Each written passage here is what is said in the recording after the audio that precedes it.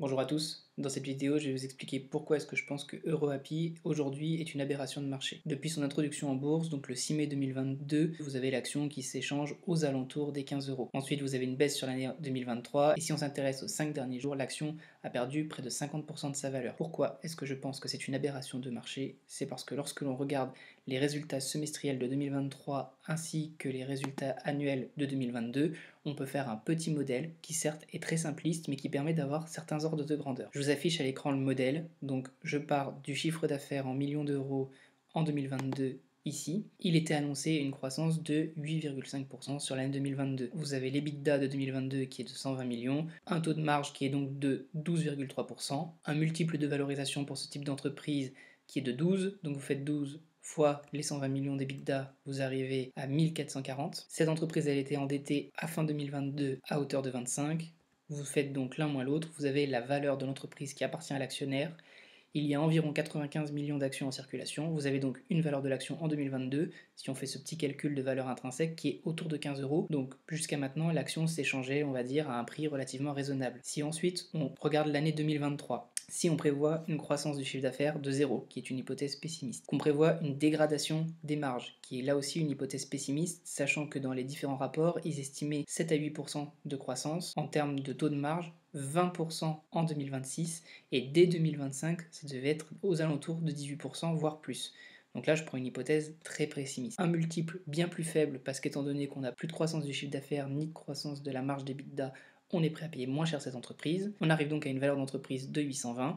La dette a augmenté énormément pour arriver à 143 millions. On a donc une valorisation qui tourne autour de 677.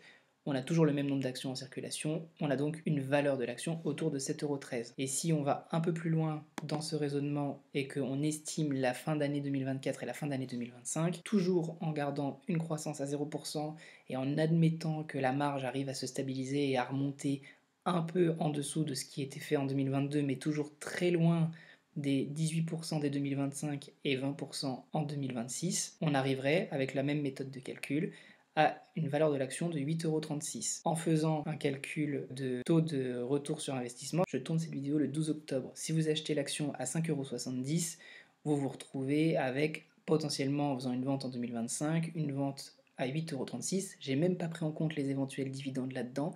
Vous avez une performance de 47%, ce qui fait que si vous étalez ça sur 2 ans, vous avez un taux de rendement interne de 21%. Mais je peux avoir faux dans le timing, c'est pour ça que j'ai fait aussi 2 autres scénarios de rendement. Peut-être que ce 12% de taux de marge n'arrivera que en 2026 ou alors dès 2024. C'est pour ça que j'ai fait un calcul avec les 2 autres scénarios. Donc si vous achetez à 5,70 maintenant et que vous revendez en 2026, vous avez quand même un retour sur investissement de 14% par an tous les ans, ce qui est énorme.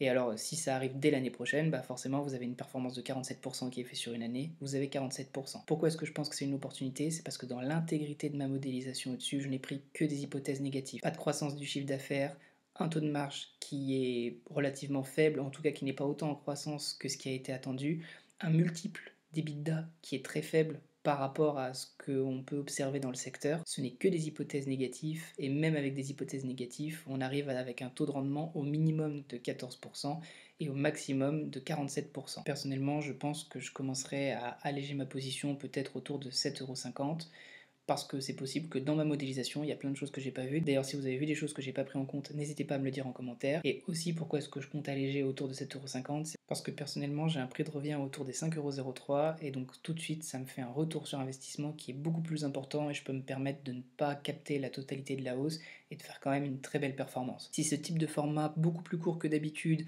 sans aucune présentation, mais qui par contre va droit au but vous plaît, n'hésitez pas à me le dire, j'essaierai d'en faire un peu plus souvent. Sur ce, bonne journée et à bientôt.